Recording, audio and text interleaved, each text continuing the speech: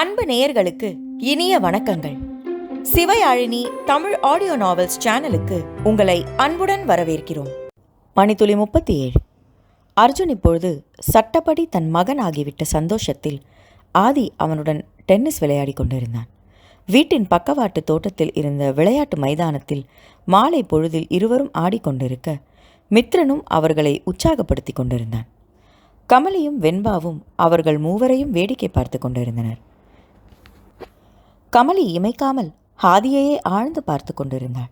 அவன் முகம் சந்தோஷத்தில் பூரித்திருந்ததால் மேலும் அழகாக தெரிந்தான். பெறாத பிள்ளையை தக்க வைத்து கொள்ள தன் சொத்து முழுவதையும் வேறொருவனுக்கு கொடுத்து விட்டதை பற்றி அவன் முகத்தில் எல்லளவும் வருத்தம் தெரியவில்லை. ஆதித்யா கமலிக்கு நல்ல கணவனா காதலனா என்று தெரியாது. ஆனால் அவளுடைய மகனுக்கு சிறந்த தந்தை. இப்பொழுது தன் மகனின் தந்தை மீது அன்பும் காதலும் பொங்கியது அவளுக்கு. போதும் போதும் என்ற அளவிற்கு இருவரும் பிரிந்து வாழ்ந்து விட்டார்கள். இனி பிரிவென்பதே அவர்கள் வாழ்வில் இருக்கவே கூடாது.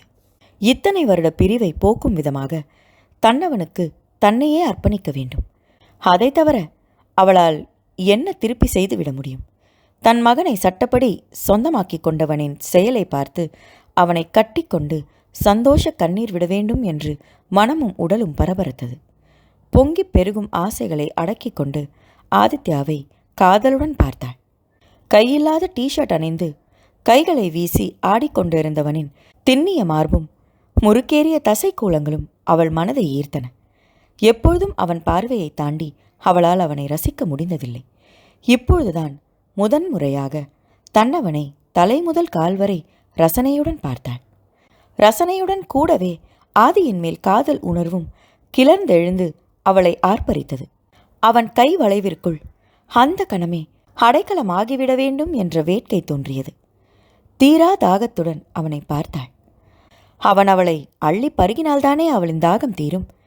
ஏனோ கட்டுப்படுத்தி வைத்திருந்த உணர்ச்சி வெள்ளம் கரையை உடைத்து கொண்டு காட்டாற்று வெள்ளமாக அவள் தேகம் எங்கும் பரவி காதல் நோயை தந்தது. ஓடிச் சென்று தன்னவனை கட்டிக்கொண்டு அவன் நெஞ்சில் முகம் புதைக்க தோன்றிய எண்ணத்தை கஷ்டப்பட்டு அடக்கினாள். வீட்டில் அனைவரும் இருக்கும் பொழுது அவளால் தன் உணர்வுகளை ஆதிக்கு உணர்த்த முடியவில்லை. மூவரின் ஆட்டத்தை பார்த்து சிரித்து கொண்டிருந்த வெண்பா சட்டென்று கமலியை பார்த்தாள். அவள் பார்வை ஆதியின் மேனியில் ஆவலுடன் படிந்திருப்பதை பார்த்து மித்ரனிடம் சென்று அவனை தனியாக வரும்படி சைகை செய்தாள். "என்னம்மோ அதுக்குள்ள மாமனை மிஸ் பண்ற போல இருக்கு" என்றான் மித்ரன் ஒரு மாதிரி குரலை. "ஐயோ ஆசைதான். இங்கே பாரு, ஆதி மாமாவை அனுப்பிட்டு நீ போய் அர்ஜுனோட விளையாடு" என்றாள். "ஏன் அம்மோ?" என்றான் அவன் புரியாமல். "சொன்னா கேளு மித்து. மாமா கூட கமலி ஏதோ பேசணும்னு நினைக்கிறாங்க போல இருக்கு. நீ அவரை அனுப்ப" என்றாள். மித்ரன் கமலியை பார்த்தான். அவள் பார்வை ஆதியின் மீது விலகாமல் இருப்பதை பார்த்தவன் ஆதியின் அருகே சென்று அவன் காதில் ஏதோ கிசுகிசுத்தான். உடனே கையில் இருந்த டென்னிஸ் பேட்டை மித்ரனிடம் கொடுத்துவிட்டு, "அஜு, கொஞ்ச நேரம் சித்தப்பா கூட விளையாடுறியா?" என்றான். "ஓகே டாடி" என்று தலையை ஆட்டினான் மகன். தனக்கு நேர் எதிரே வந்து நிற்கும் வரை ஆதியை கண்ணிமைக்காமல் பார்த்திருந்த கமலி அவளை மிகவும் நெருங்கி நிற்கவும் தான் சுயநினைவிற்கு வந்தாள். கமலியின் கண்களோடு தன் கண்களை கலக்க விட்டபடி நின்றவன் அவளை பார்த்து ஒற்றை புருவத்தை உயர்த்தினான். அவள் அவன் நெற்றியிலிருந்து வியர்வை வழிந்து கொண்டிருக்கவும் சற்றும் யோசிக்காமல் தன் புடவை முந்தானையால் அவன் முகம் துடைத்தாள்.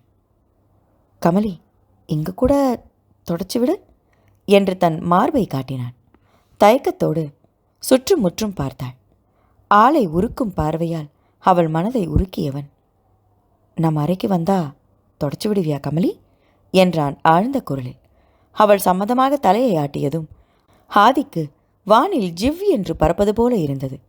அப்படியே அவளை தூக்கி கொண்டு கட்டிலில் கிடத்தி மொத்தமாக கொள்ளையிட வேண்டும் என்று கைகள் பரபரத்தாலும் சுற்றமுணர்ந்து வேக நடையுடன் தன் அறையை நோக்கிச் சென்றான். கமலியும் அவன் பின்னாலேயே சென்று கதவை சாத்திவிட்டு நிமிர்ந்தவள் அதிர்ந்தாள். இப்பொழுது ஆதி வெற்று மார்புடன் நின்றிருந்தான். உடல் பயிற்சியில் முறுக்கேறியிருந்த தசை கோலங்களில் மணிமணியாய் வியர்வை துளிகள். ஆதி தன் கைகளை பேண்டில் நுழைத்து கொண்டு உதட்டில் புன்னகையுடன் கமலியை ஆழ்ந்து பார்த்தான். அவன் அருகே நெருக்கமாக வந்தவள் அவனை அண்ணார்ந்து பார்த்தாள். அவன் அவளுடைய புடவை முந்தானையை உரிமையுடன் எட்டி பிடித்து அவளிடம் கொடுத்தான். ஆனால் அதை அவள் வாங்கவில்லை. புருவம் சுருக்கியவனின் பார்வை வியப்பில் விரிந்தது. காரணம், கமலியின் இதழ்கள் அவன் முரட்டு மார்பில் இருந்த வியர்வை துளிகளை துடைத்து கொண்டிருந்தது. இதை அவன் சற்றும் எதிர்பார்க்கவில்லை. பெண் அவளின் இதழ்கள் அவன் மேனியெங்கும் பயணிக்கவும் ஆதியால் தன் உணர்வுகளை கட்டுப்படுத்த முடியவில்லை. சட்டென்று ஒற்றை கையால் அவளின் மெல் இடையை இறுக்கி பிடித்தான். மற்றொரு கையால் அவள் தலையை நிமிர்த்தி, கமலி என்று ஆவலுடன் அவள் கண்களை ஆழ்ந்து பார்த்தான். அவளோ அவன் கைகளில் இருந்த தன் தலையை உதறி ஆவேசமாக அவனை இறுக்கி கட்டிக்கொண்டு அவன் மார்பில் முகம் புதைத்து கொண்டு கதறி அழுதாள். கமலியின் கண்ணீர் துளிகள் ஆதியின் வியர்வை துளிகளுடன் கலந்து கொண்டன. அர்ஜுனை பற்றிய உணர்ச்சி வேகத்தில் இருக்கிறாள் என்று புரிந்து கொண்ட ஆதி அவள் தலையை வருடி கொடுத்தான். கமலி அவனுக்குள் புதைந்து விடுபவள் போல மேலும் மேலும் தன் இறுக்கத்தை கூட்டிக்கொண்டே போக பெண்ணவளின் மென்பிஞ்சு தேகம் ஆதியை மொத்தமாக தடுமாறச் செய்தது. கதறி அழுபவளின் இதழ்கள் அவன் மார்பை வருடிக்கொண்டே இருந்தன. அவளை சமாதானம் செய்வதா, இல்லை இந்த சூழ்நிலையை இழக்க விரும்பாமல் அப்படியே நின்றிருப்பதா என்று தெரியாமல் திகைத்தான் ஆதி.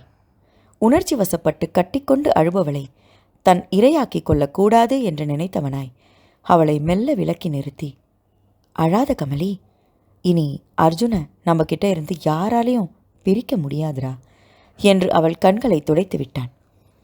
கமலி அழுகையை நிறுத்தி சமாதானமானதும் தன் உணர்வுகளை கட்டுக்குள் கொண்டு வர எண்ணியவன், கொஞ்சம் இரு, குளிச்சுட்டு வந்துடுறேன், ரொம்ப வெக்கையா இருக்கு என்று திரும்பி குளியலறையை நோக்கி செல்ல எத்தனித்தான்.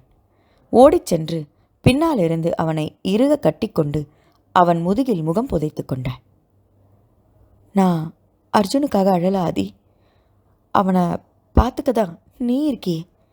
இத்தனை நாள் நாம் பிரிஞ்சது போதும், நமக்குள்ள அழுது கரைஞ்சதும் போதும். உன்னை வெறுக்கிற மாதிரி இனியும் என்னால் நடிக்க முடியாது. உன்னை பக்கத்தில் வச்சுக்கிட்டு விலகி இருக்கவும் முடியாது. இனிமே நமக்கிடையில காத்து கூட நுழைய விடக்கூடாது ஆதி என்றவள் மேலும் அவனை இறுக்கி அணைத்து கொண்டாள்.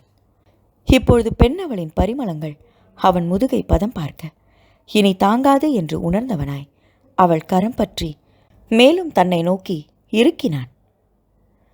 ராப்பகலா அழுதாச்சு, கண்ணு ரெண்டும் ஆடி போச்சு, 40 நாள் விடிஞ்சாச்சு, துரும்பென இழச்சாச்சு.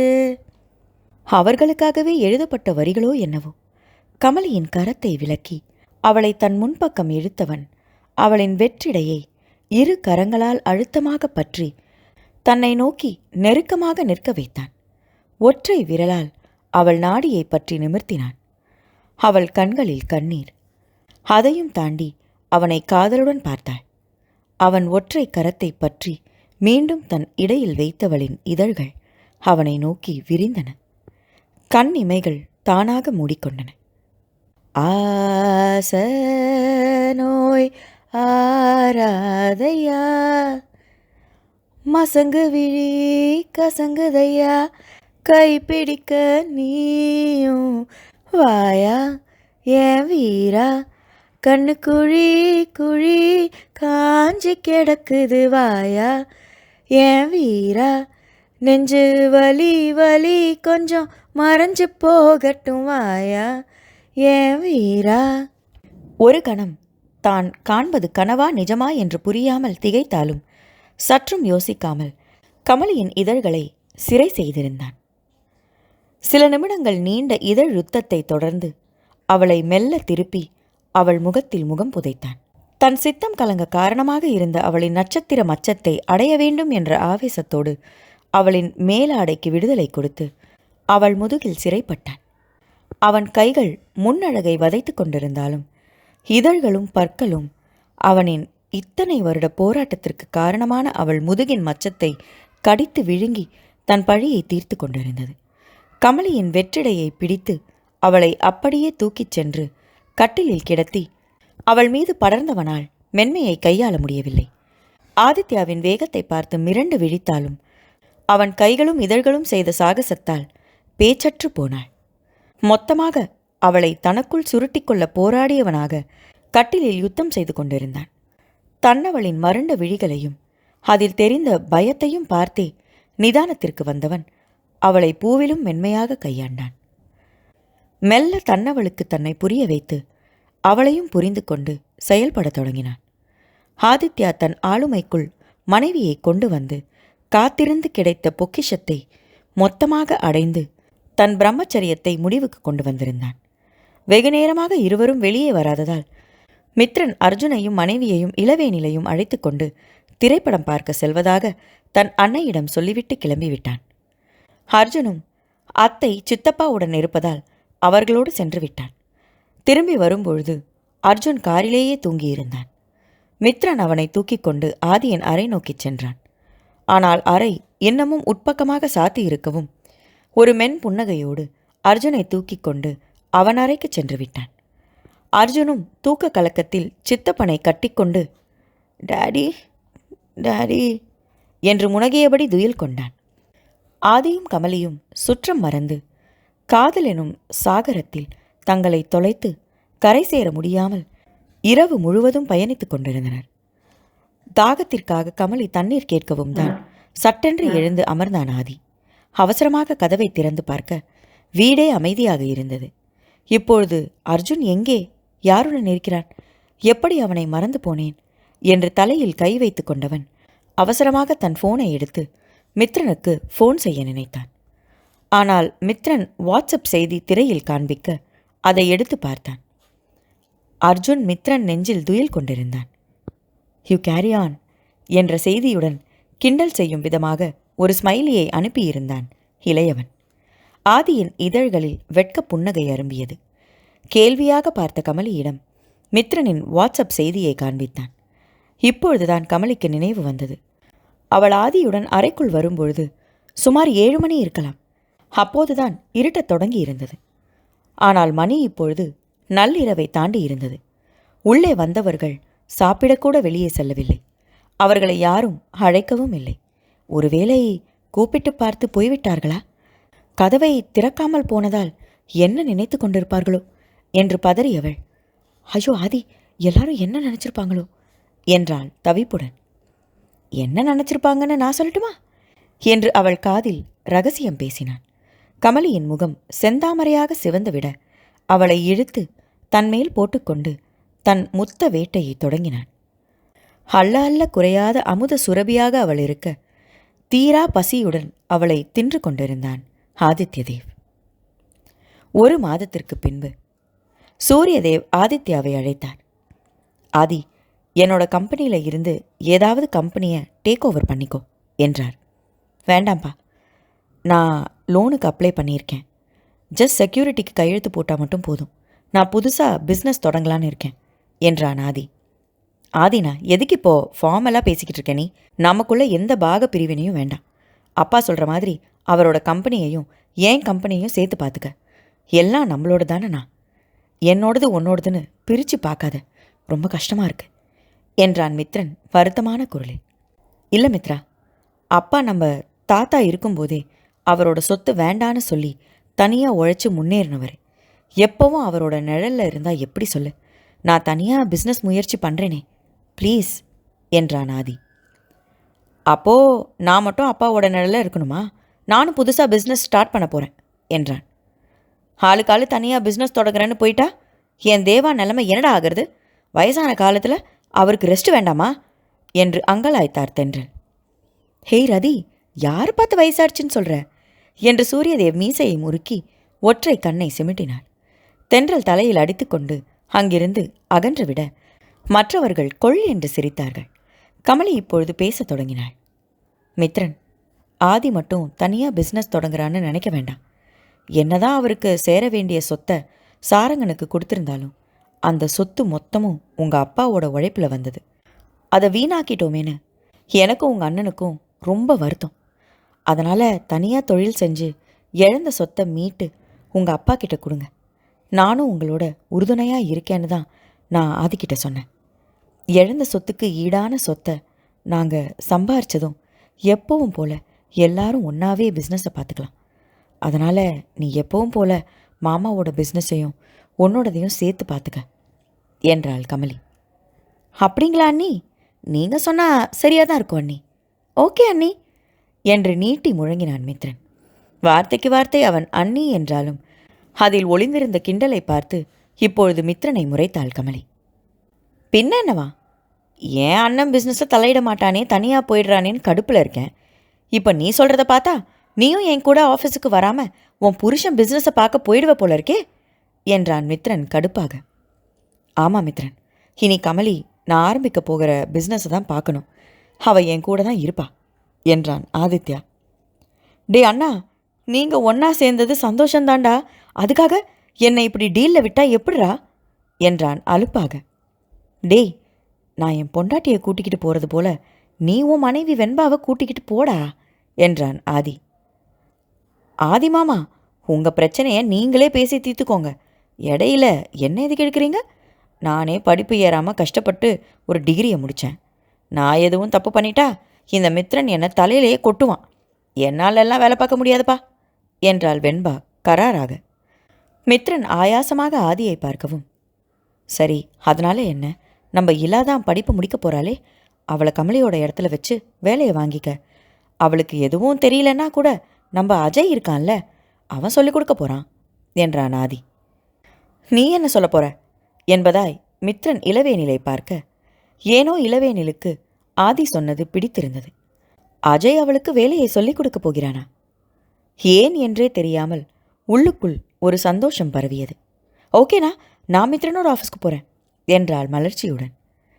எப்படியோ நீ அதை ஒத்துக்கிட்டியே, நான் அஜய் வந்ததும் அவன்கிட்ட சொல்லி உனக்கு வேலையை கற்றுக் கொடுக்க சொல்கிறேன் என்றான் மித்ரன் நிம்மதி பெருமூச்சுடன். மித்ரனின் நிம்மதிக்கு ஆயுசில்லை. அஜய் இளவேனிலுடன் இணைந்து வேலை செய்ய ஒத்துக்கொள்ள மாட்டான் என்று நண்பனை சரியாக கணித்திருந்தான். மணித்துளி 38. மித்ரன் ஆஃபீஸிற்கு வர தொடங்கிவிட்டான். ஆதியும் கமலியும் ஒன்று சேர்ந்து விட்டார்கள் என்று தெரிந்ததும் அஜய் சென்னை ஆஃபீஸிற்கு வந்து வேலை பார்க்க தொடங்கிவிட்டிருந்தான். கமலி நடந்த அனைத்தையும் ஃபோன் செய்து சொன்னதும், ரொம்ப சந்தோஷம் கமல், ஏற்கனவே ஆதி நல்லவர்னு புரிஞ்சுக்கிட்டேன். ஆனால் இவ்வளோ பெருந்தன்மையாக நடந்து பாருன்னு நான் நினச்சி கூட பார்க்கல. அர்ஜுன் பிறப்பை பற்றி தெரிஞ்சும் வீட்டில் யார்கிட்டையும் சொல்லாமல் உன்கிட்டையும் எதையும் கேட்காம அவனை முழு மனசாக தன்னோட மகனாக ஏற்றுக்கிட்டு இருக்காரே, ரியலி இஸ் கிரேட் கமல் என்று மனதார பாராட்டினான். அஜய், எனக்கு ஒரே ஒரு கவலை தான் இப்போ, அது உன்னால் மட்டும்தான் சரி செய்ய முடியும் என்றாள் கமலி. என்னடா அது, சொல்லு, நான் அதை உடனே சரி செய்கிறேன் என்றான் அஜய் அவசரமாக. நீ கல்யாணம் பண்ணிக்கணும். நானும் ஆதியும் உனக்கு ஒரு நல்ல பொண்ணாக பார்த்து என்று அவள் சொல்லிக்கொண்டு இருக்கும் பொழுதே ஃபோனை கட் செய்திருந்தான் அஜய். கமலி மீண்டும் மீண்டும் அழைத்து பார்த்தாள். அவன் ஃபோனை எடுக்கவே இல்லை. ஃபோனை எடுறா இரும என்று மெசேஜ் அனுப்பினாள். நீ கல்யாணத்தை பற்றி பேசுகிறதா இருந்தா ஃபோனை எடுக்க மாட்டேன் என்று அவனிடமிருந்து பதில் வந்தது. சரி, இனி பேசலை, ஃபோனை எடுத்து தொலை என்று பதில் அனுப்பிய பின்பே அவளுக்கு ஃபோன் செய்தான். இருவரும் சிறிது நேரம் ஆதி தொடங்கப் போகும் பிஸ்னஸை பற்றி பேசினார்கள். கமல், நீ இங்கே ஆஃபீஸுக்கு வராமல் இருக்கிறது எனக்கு என்னவோ போல இருக்குடா. உன்னோட சீட் காலியாக இருக்கிறத பார்த்து ஏதோ தனிமையாக ஃபீல் பண்ணுறேன். ஆனால் ஆதியோட சேர்ந்து பிஸ்னஸ் தொடங்க போகிறதா சொல்கிற, அதை நினச்சி சந்தோஷமாகவும் இருக்குது. 2 பேருக்கும் வாழ்த்துக்கள் என்றான். இளவேனில் அவள் இடத்திற்கு வரப்போகிறாள் என்று சொல்லலாமா என்று யோசித்தாள் கமலி. இப்பொழுது சொன்னால் உடனே மறுத்து பேசுவான். நேரடியாக மித்ரன் தன் தங்கையுடன் பேசினால் அவனால் மறுக்க முடியாது என்று நினைத்து கொண்டு நண்பனுக்கு நன்றி சொல்லி ஃபோனை வைத்து விட்டாள். அன்று காலையில் இளவேனில் தன் பெற்றோரிடம் ஆசி வாங்கி கொண்டு முதன்முறையாக தன் அண்ணன் மித்ரனுடன் கம்பெனிக்கு வேலை செய்வதற்காக கிளம்பி தயாரானாள். ஆதித்யாவும் கமலியும் புது கம்பெனி தொடங்குவதற்கான வேலையில் பிஸியாக இருந்ததால் அன்று சீக்கிரமாகவே கிளம்பி சென்று விட்டனர். காரில் செல்லும் பொழுதே மித்ரன் தங்கைக்கு அறிவுரை வழங்க தொடங்கிவிட்டான். இங்கே பாரியிலா, என்கிட்ட விளையாடுறது போல் அஜய் கிட்ட விளையாடக்கூடாது. இந்த நக்கல் பண்ணுறது, கிண்டல் பண்ணுறது இதெல்லாம் அவனுக்கு பிடிக்காது. முன்னை விட ஆள் இப்போ ரொம்பவே டெரராக சுற்றிக்கிட்டு இருக்கான், பார்த்து நடந்துக்க, புரியுதா என்றான். என்னடா அண்ணா, உன் ஃப்ரெண்டுக்கு ஓவர் பில்டப் கொடுக்குறியே என்றாள் முகத்தை சுளித்தபடி. பில்டப் இல்லை, உன் குழந்தைத்தனத்தையெல்லாம் மூட்டை கட்டி வச்சுட்டு ஒரு பிஸ்னஸ் உமனாக மாறுன்னு சொல்கிறேன். அவன் என்னை விட நல்லா வேலை சொல்லி கொடுப்பான். சீக்கிரமாக கற்றுக்கிட்டு அப்பாவோட பிஸ்னஸை நீயும் கவனிச்சிக்கிற மாதிரி தயாராகணும்.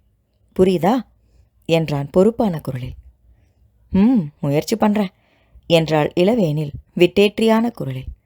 ஆஃபீஸ் வந்ததும் முதல் வேலையாக மித்ரன் அஜயை தன் அறைக்கு வர சொன்னான். சொல்லு மித்ரா, என்ன விஷயம் என்று கேட்டபடியே உள்ளே நுழைந்தான் அஜய். அவன் பார்வை மித்ரன் மேல் மட்டுமே இருந்தது. அவனுக்கு பக்கவாட்டில் இருந்த இளவேனிலை அவன் கவனிக்கவில்லை. ஆனால் இளவேனில் அஜயை அளவெடுப்பது போல பார்த்தாள். அன்று ஆதியின் திருமணத்தில் பார்த்ததை விட இப்பொழுது கொஞ்சம் தெளிவாக இருந்தான். ஆனால் முன்பை விட தலைமுடியும் தாடியும் மீசையும் அதிகமாக வளர்ந்திருந்தது. பார்க்க கேஜிஎஃப் ஹீரோ போல இருந்தான். ஆனால் நிறம் மட்டும் மாநிறம். காதல் தோல்வியினால் அவன் கண்களில் சோகம் தென்படுகிறதா என்று அவன் முகத்தை மேலும் ஆராய்ந்தாள். ஆனால் அங்கே உணர்ச்சிகள் துடைத்து வைக்கப்பட்டிருந்தது. அதற்குள் மித்ரன் தங்கையை பற்றி பேச ஆரம்பித்திருந்தான்.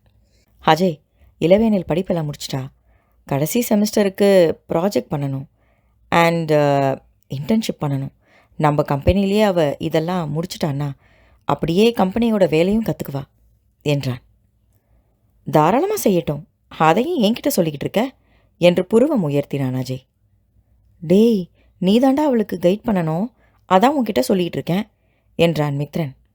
நோ வே, என்னால் முடியாது. இதுக்கு தான் என்னை கூப்பிட்டுருந்தீனா ஐம் சாரி, எனக்கு வேறு வேலை இருக்கு என்று திரும்பினான் அஜய். அப்பொழுதுதான் இளவேனிலை பார்த்தான். அவள் இமைக்காமல் கலக்கமும் கோபமாக அவனை பார்த்து கொண்டிருந்தாள். பன்னீர் ரோஜா நிறத்தில் சுடிதார் அணிந்திருந்தவளின் உடைக்கும் அவள் நிறத்திற்கும் அதிக வித்தியாசம் இருக்கவில்லை.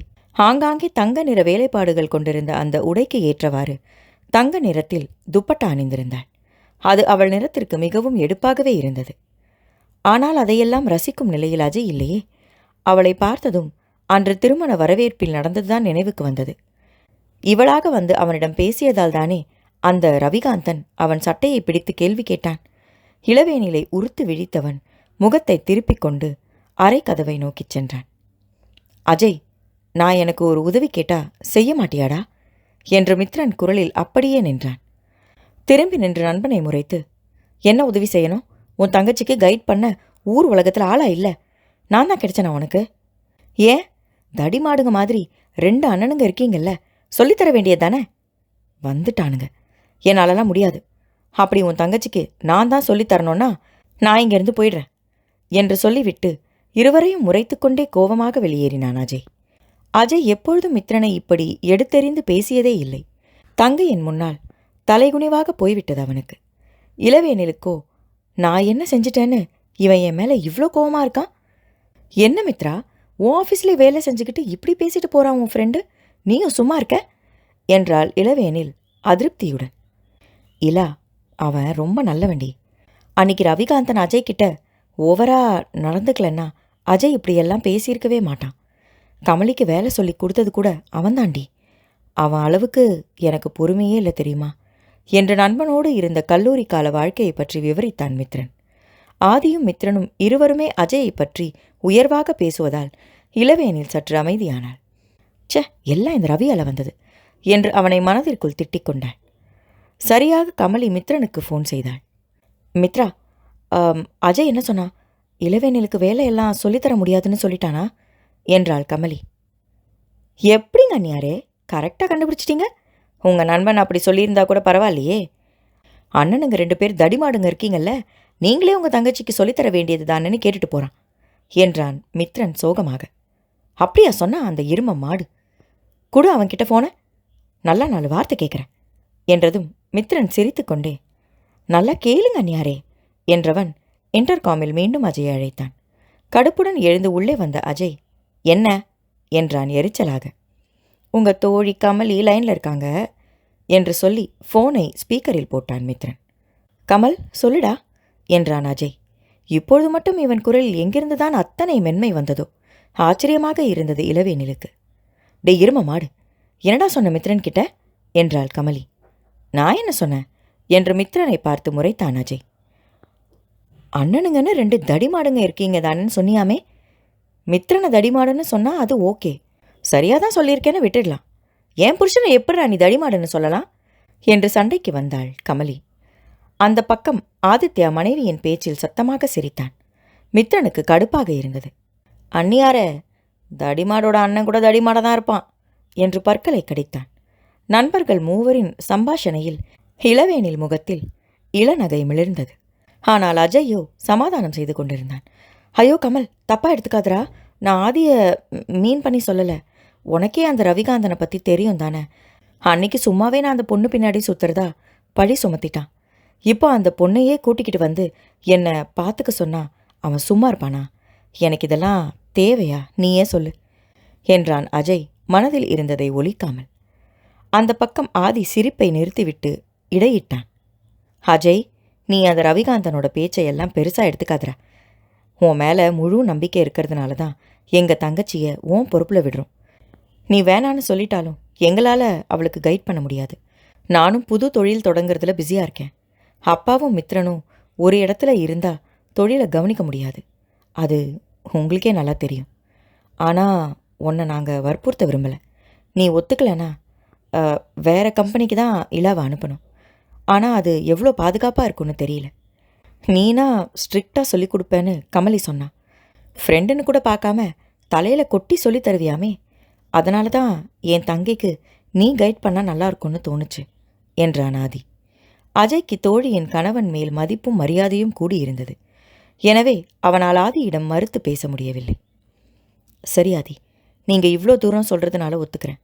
இதனால் அந்த ரவி ஏதாவது பிரச்சனை செஞ்சால் அதை நீங்கள் தான் பார்த்துக்கணும் என்றான் அஜய். ஓகே அஜய், நான் பார்த்துக்கிறேன். ரவி இப்போதைக்கு ஊரில் இல்லை, வெளிநாட்டுக்கு போயிருக்கான். அவன் வர்றதுக்கு எப்படியும் 3 மாதம் ஆகும்.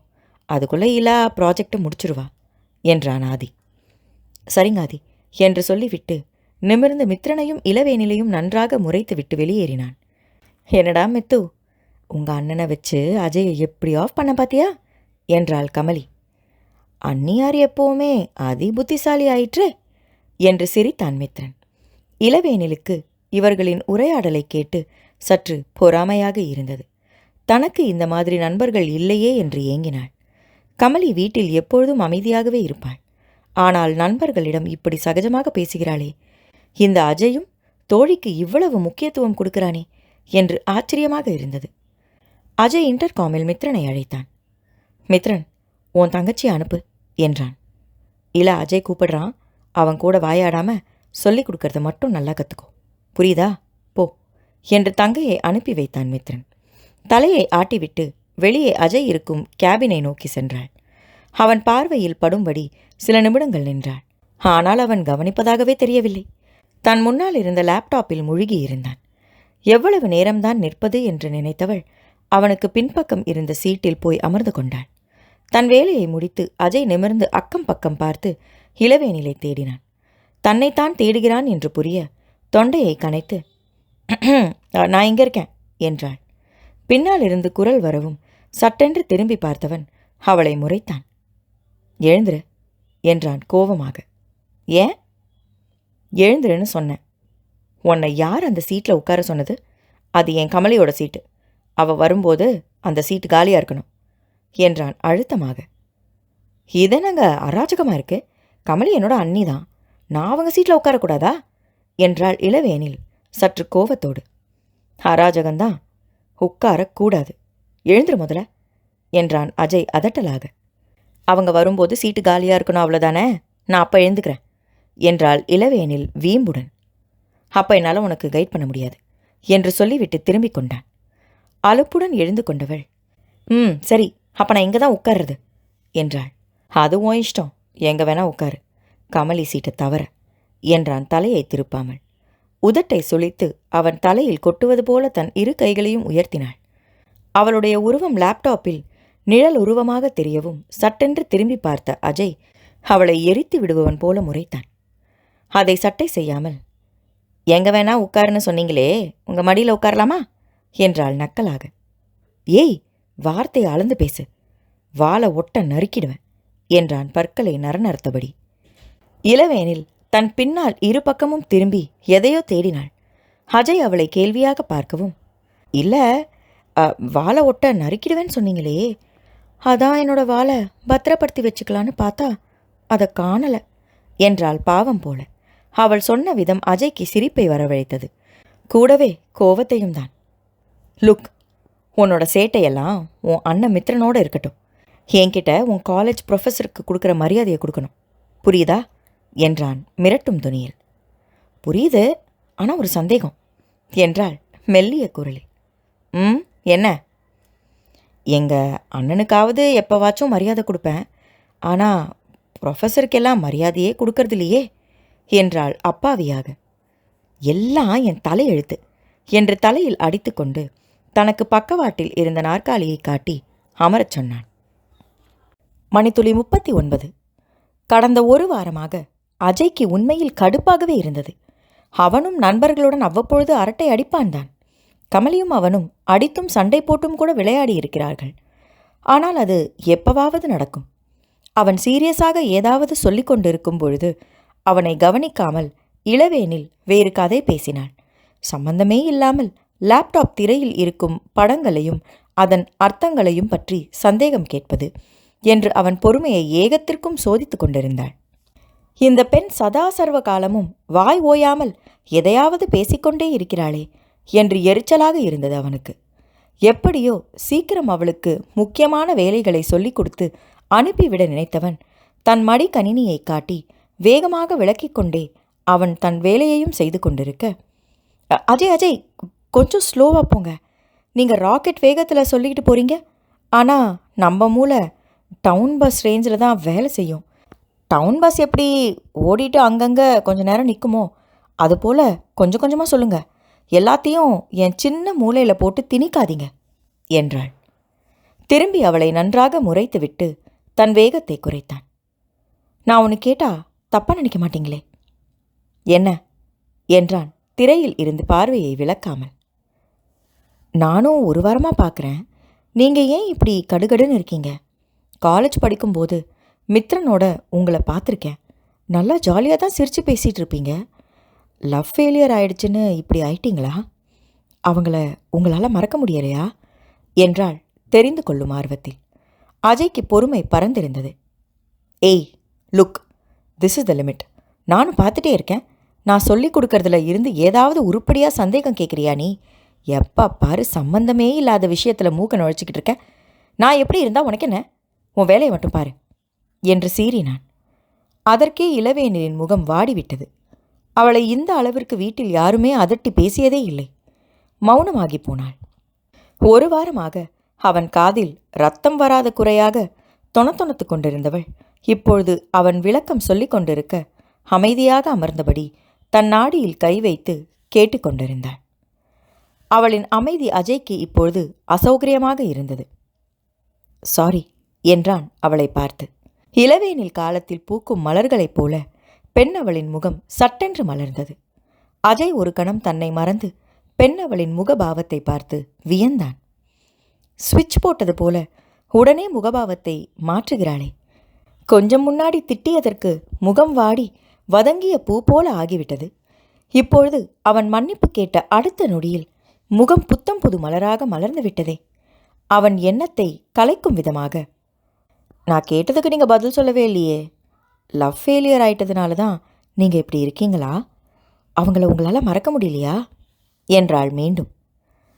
நான் எதுக்கு உன்னை திட்டினனோ மறுபடியும் அதே கேள்வியை கேட்குறியே. உன்னை எல்லாம் பெத்தாங்களா இல்லை செஞ்சாங்களா என்றான் சலிப்புடன். இருங்க, எங்கள் அம்மா கிட்ட கேட்டு உங்கள் டவுட்டை இப்போவே கிளியர் பண்ணுறேன் என்று தன் ஃபோனை எடுத்தாள். அவள் செய்கையை பார்த்து முறைப்பதா சிரிப்பதா என்று தெரியாமல் ஒரு கணம் ஸ்தம்பித்தவன் அவளிடமிருந்து ஃபோனை பிடுங்கி மேஜையின் மேல் வைத்தான். இலா, என்னோட முதல் காதலை மறக்க நினைக்கிறேன். மறுபடியும் அதையே பேசி என்னை டென்ஷன் பண்ணாத ப்ளீஸ். கமலி ஆதித்யாவுக்காக பார்க்குறேன், இல்லைனா எழுந்து போயிட்டே இருப்பேன் என்றான் நெற்றியை தேய்த்து கொண்டு. அவனின் இலா என்ற அழைப்பில் மேலும் முகம் மலர்ந்தவள், மறக்க நினைக்கிறீங்களா? அப்போ ஓகே என்றாள் பட்டென்று. என்ன ஓகே என்றான் புரியாமல். ஒன்றும் இல்லையே, நீங்கள் மற்றதை சொல்லிக் கொடுங்க. ஒரு பெருமூச்சுடன் மேலும் வேலையை பற்றி விளக்கிவிட்டு, நான் சொல்லிக் கொடுத்ததை போய் உன்னோட லேப்டாப்பில் செய், ஏதாவது டவுட் இருந்தால் கேளு என்று அவளிடம் சில பொறுப்புகளை கொடுத்துவிட்டு தன் வேலையை பார்க்க தொடங்கினான். இளவேனில் தனக்கு கொடுத்த வேலையை செய்ய தொடங்கியிருந்தாள். அவ்வப்பொழுது தனக்கு வரும் சந்தேகத்தை கேட்க அஜய் என்று அழைப்பாள். அவனும் தன் சக்கர நாட்காலியை நகர்த்தி அவள் மடிக்கணினியை எட்டி பார்த்து விளக்கம் கூறுவான். அவன் அப்படி அடிக்கடி நகர்ந்து வருகையில் ஒரு சமயம் அஜயின் கைகள் இளவேனிலின் கைகளோடு உரசிக்கொள்ளவும் அஜய் தீச்சுட்டார் போல நகர்ந்து கொண்டான். ஆனால் இளவேனில் அவன் நெருக்கத்தை மிகவும் ரசித்தாள். வேண்டுமென்றே ஏதாவது சந்தேகம் கேட்டாள். இப்பொழுது எழுந்து வந்து அவள் நாற்காலியின் பக்கவாட்டாக நின்று குனிந்த வாக்கில் அவன் விளக்கம் சொல்லிக் கொண்டிருந்தான். இளவேனில் காதருகே கேட்ட அஜயின் கம்பீரமான குரலும் அவனின் பிரத்யேக நறுமணமும் நெருக்கமும் அவளை என்னவோ செய்தது. அஜய் மடிக்கணினியின் திரையை சுட்டிக்காட்டி ஏதோ சொல்லிக் கொண்டிருக்க இளவேனில் அஜயை நிமிர்ந்து பார்த்தாள். திடீரென்று அவள் நிமிரவும் இருவரின் முகமும் மிக அருகில் ஒருவரை ஒருவர் பார்க்கும் விதமாக இருந்தது. அஜய் சாதாரணமாக அவளை பார்க்க இளவேனிலின் பார்வை வேறு பாஷை பேசியது போல தோன்றியது. அவளுடைய ஈரமான இதழ்கள் அவனை நோக்கி விரிந்திருந்தன. ஏதோ வித்தியாசமாக உணர்ந்தவன் சட்டென்று நகர்ந்து தன் இருக்கைக்கு சென்று விட்டான். ஏன் அஜய் போயிட்டீங்க என்றாள். எதுவாக இருந்தாலும் நான் என் லேப்டாப்பில் இருந்து உனக்கு என்னோட ஸ்க்ரீனை ஷேர் பண்ணி சொல்கிறேன். நீ அங்கேருந்தே உன் சந்தேகத்தை எனக்கு ஐபி மெசேஜாக அனுப்பு என்றான். அதன் பிறகு அவன் இளவேனில் அருகே செல்வதையும் அவள் தன்னருகே வருவதையும் நிறுத்தி கொண்டான். ஆனால் இளவேனில் அவ்வப்பொழுது திரும்பி அஜயை பார்த்து கொண்டுதான் இருந்தாள். இளவேனில் பார்வை தன்மேல் அடிக்கடி படிவதை அவனின் பக்கவாட்டு தோற்றத்தில் அஜயும் உணர்ந்தே இருந்தான். அவளிடம் என்னவென்று கேட்பது என்று தெரியாமல் கண்டு கொள்ளாதவன் போல வேலை செய்து கொண்டிருந்தவனின் தோற்றத்தை இப்பொழுது சுதந்திரமாக ரசித்து பார்த்து கொண்டிருந்தாள் அவள். ஒரு கட்டத்திற்கு மேல் அவள் பார்வை குறுகுறுப்பை ஏற்படுத்த பொறுமையின்றி சட்டென்று திரும்பி பார்த்து அவளை முறைத்தபடி என்ன என்றான் அதட்டலாக. ஒரு டவுட் அஜய், அதான் உங்களை கூப்பிடலான்னு பார்த்தேன் என்றாள் அப்பாவியாக முகத்தை வைத்துக்கொண்டு. அதான் லேப்டாப்புக்கு மெசேஜ் அனுப்புன்னு சொன்னேன்ல, அடிக்கடி என் முகத்தை பார்த்துக்கிட்டே இருந்தா உன் சந்தேகம் எப்படி தீரும் என்றான் கடுப்பாக. அந்த மெசேஜ் தான் எப்படி அனுப்புறதுன்னு தெரியல அஜய் என்றாள் பாவமாக. கடவுளே, தலையில் வெளிப்படையாகவே அடித்து கொண்டான். இந்த காலத்தில் அதுவும் காலேஜ் முடிச்சிருக்க, உனக்கு இது கூட தெரியலன்னா நம்பவே முடியலையே. உண்மையை சொல்லு, உனக்கு நிஜமாலே தெரியலையா இல்லை தெரியாதது போல நடிக்கிறியா என்றான் சலிப்புடன். நிஜமாக தான் சொல்கிறேன் அஜய், ஐபி மெசேஜ் எனக்கு அனுப்பலாம் தெரியல என்றாள் கண்களை அகலமாக விரித்து உதட்டை பிதுக்கி. எழுந்து அவள் அருகில் சென்று விளக்கியவன், இந்த மெசேஜ் அனுப்புனா ஸ்க்ரீனில் எனக்கு வரும், நான் ஓப்பன் பண்ணி பார்த்ததும் உனக்கு தெரியும். கிட்டத்தட்ட சாட்டிங் மாதிரி பேசிக்கலாம், டாக்குமெண்ட் கூட ஷேர் பண்ணிக்கலாம். ஆனால் ஒரு முறை க்ளோஸ் பண்ணிட்டா சாட்டிங் ஹிஸ்ட்ரி இருக்காது. இது நம்ம கம்பெனிக்குள்ளே இருக்கிற ஸ்டாஃப்ஸ் எங்கேயும் எழுந்து போகாமல் அவங்களுக்குள்ளே பேசிக்கிறதுக்காக நான் க்ரியேட் பண்ணி வச்சுருக்கேன் என்றான் அஜய். சூப்பர் அஜய், ஓகே அஜய், இனி நான் ஃபாலோ பண்ணிக்கிறேன் என்றாள் அவனை நிமிர்ந்து பார்த்து. ஆமாம், என்னையே வார்த்தைக்கு வார்த்தை அஜய்னு பேர் சொல்லியே கூப்பிட்டுக்கிட்டு இருக்க என்றான் அஜய் கேள்வியாக. உங்கள் பேர் அஜய் தானே, அப்படி தானே கூப்பிட முடியும். இனி அப்படி கூப்பிடாத என்றான். வேற எப்படி கூப்பிடுறது? நான் உன் அண்ணனோட ஃப்ரெண்டு தானே, அண்ணான்னு கூப்பிடு என்றான் அழுத்தமான குரலில். சி, வாயை கழுவுங்க முதல்ல, உங்கள் அண்ணானெல்லாம் என்னால் கூப்பிட முடியாது என்றாள் எரிச்சலாக. ஏன் என்றான் அவளை சந்தேகமாக பார்த்து. அது அப்படிதான், இனி இந்த மாதிரி எண்ணத்தோட என்கிட்ட பேசுகிற வேலை வச்சுக்காதீங்க என்று கடுப்புடன் சொல்லிவிட்டு திரும்பி கொண்டாள். இப்போ நான் என்ன சொல்லிட்டேன்னு இவ இப்படி கோவப்படுறா? நான் எதுவும் தப்பாக சொல்லிட்டேனா? அண்ணானு தானே கூப்பிட சொன்னேன் என்று தனக்குள் யோசித்து கொண்டே அவளை திரும்பி பார்த்தான். அவள் முகத்தை உரு என்று வைத்து கொண்டிருந்தாள். பின்பு தோள்களை குலுக்கிக் கொண்டு தன் வேலையில் மூழ்கினாள். இப்படியே நாட்கள் கடந்தது. இடையில் கமலி அஜய்க்கு ஃபோன் செய்து பேசினாள். என்ன அஜய், என் நாத்தனார் எப்படி, நல்ல வேலை செய்கிறாளா என்று கேட்டாள். கமல், இந்த பொண்ணை எப்படி வீட்டில் வச்சு சமாளிக்கிறீங்க? நசன்னு ஏதாவது பேசி என்னை டென்ஷன் பண்ணிகிட்டே இருக்கா என்றான் அஜய். அப்படியா, என்ன பண்ணா என்று கமலி கேட்டதுதான் தாமதம். எல்லாவற்றையும் ஒப்பித்தான் நண்பன். கமலிக்கு ஏதோ புரிவது போல இருந்தது. சரிடா, சின்ன பொண்ணு தானே, வீட்டோட கடைக்குட்டி வேற, செல்லமாக வளர்ந்தவ, நீ எதுவும் தப்பாக நினைக்காத. கொஞ்ச நாள் தானே, அப்புறம் அவளாவே வேலை செய்ய தொடங்கிடுவா. ரவிகாந்தனும் அடுத்த வாரம் வர்றதாகவும் வந்ததும் நிச்சயம் பண்ணிடலான்னு வீட்டில் பேசிக்கிட்டு இருக்காங்க. அதுக்கப்புறம் கல்யாணம் ஆகி புருஷன் வீட்டுக்கு போயிடுவா என்றாள் கமலி. கூடவே நண்பனுக்கு மறைமுக எச்சரிக்கையாகவும் இருந்தது அவளின் வார்த்தைகள். அம்மா தாயே, முதல்ல அதை செய்யுங்க, அவ தொல்லை இல்லாமல் நான் என் வேலையாவது பார்ப்பேன் என்று கூறிவிட்டு ஃபோனை வைத்தான் அஜய். என்ன அஜய் சொல்லிட்டு இருக்கீங்க? யாரோட தொல்லை இல்லாமல் வேலை பார்க்க போறீங்க என்று கேட்டபடி இளவேனில் வந்து அமர்ந்தாள். உன்னை பற்றி தான் பேசிக்கிட்டு இருந்தேன். அடுத்த வாரம் உன் மாமன் ரவி வரானாமே, கல்யாணம் பண்ணிக்கிட்டு போய் அவன் உயிரை எடு. இனி ஓன் தொல்லை இருக்காதுப்பா என்று அஜய் சொன்னதும் இளவேனில் கண்களில் கண்ணீர் எட்டி பார்த்தது. ஏன் அஜய் இப்படி சலிச்சிக்கிறீங்க? என்ன உங்களுக்கு பிடிக்கலையா? நான் இருக்கிறது உங்களுக்கு தொல்லையா இருக்கா என்று அவன் கண்களை நேராக பார்த்து கேட்டாள். அந்த கண்களை பார்த்து அவனால் பொய் சொல்ல முடியவில்லை. தானாக இல்லை என்று தலையை இடம்வலமாக ஆட்டினான். அப்புறம் ஏன் அன்னிக்கிட்ட அப்படி பேசிக்கிட்டு இருந்தீங்க? அவனிடம் பதில் இல்லை. அவனுக்குள்ளேயே கேள்வி கேட்டுக்கொண்டிருந்தான். உண்மையில் அவள் செய்கைகளை ரசிக்கிறானா, இல்லை தொல்லையாக நினைக்கிறானா? கமலியிடம் இளவேனிலை தொல்லை என்று சொன்னது உண்மையா?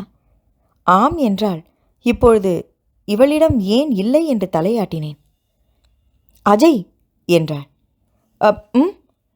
நான் ரவியை கல்யாணம் பண்ணிக்க மாட்டேன் என்றாள் தீர்க்கமாக. அதையும் என்கிட்ட சொல்கிற? உன் அண்ணனுங்க கிட்ட சொல்லு என்றான் முகத்தை திருப்பிக் கொண்டு. ஆதி அண்ணா கிட்ட ஏற்கனவே சொல்லிட்டேன், உங்களுக்கும் தெரியணும்ல, அதான் சொல்கிறேன் என்றாள். எனக்கேன் தெரியணும் என்றான் உணர்ச்சியை துடைத்த முகபாவத்தோடு. நமக்குள்ள எந்த ஒளிவு மறைவும் இருக்கக்கூடாதுன்னு நினைக்கிறேன் என்றவளை திரும்பி கூர்மையாக பார்த்தவன், புரியலையே என்றான். ஐ ஐ லவ் யூ அஜய் என்று அவள் சொல்லி முடிக்கும் பொழுதே அஜய் தன் நாற்காலியை வேகமாக தள்ளிக்கொண்டு எழுந்து அங்கிருந்து வெளியேறிவிட்டான்.